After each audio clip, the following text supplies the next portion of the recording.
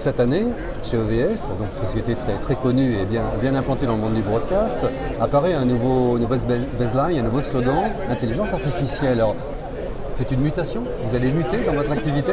C'est une évolution. En fait, nous sommes dans une industrie qui évolue énormément. Donc nos clients, les chaînes de TV, ont besoin de faire toujours beaucoup plus avec moins de moyens. Beaucoup plus, c'est-à-dire pas simplement faire des productions pour la télévision linéaire, mais également pour les réseaux sociaux, pour les tablettes, les smartphones, etc.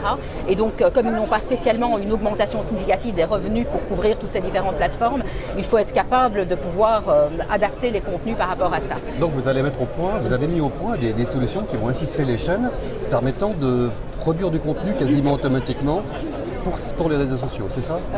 Absolument. Donc par exemple, ce qui est nécessaire pour les réseaux sociaux, c'est pas simplement d'utiliser le même contenu, le même match de foot d'1 heure et demie et le mettre sur son téléphone, mais de montrer vraiment les moments clés, ce qu'on appelle le snackable content, donc des moments très courts, avec le meilleur moment et qui est zoomé à la taille de l'écran du smartphone.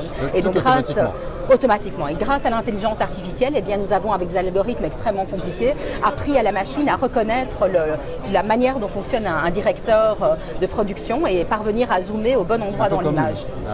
Un peu comme lui, un peu comme un réalisateur. Voilà, un peu comme un réalisateur. Voilà. C'est en train d'ubériser le métier de réalisateur.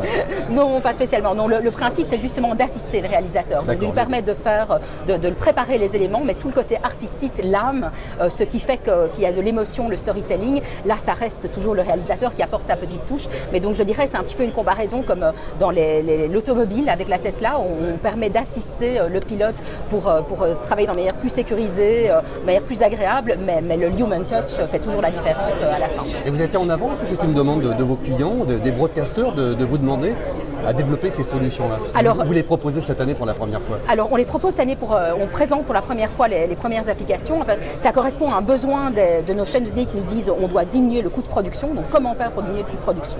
Et donc nous avons des équipes qui travaillent chez nous sur toutes les nouvelles technologies, sur l'innovation, et qui ont compris comment est-ce qu'on pouvait tirer profit de ces nouvelles technologies, de cette innovation, pour apporter une valeur ajoutée à nos clients.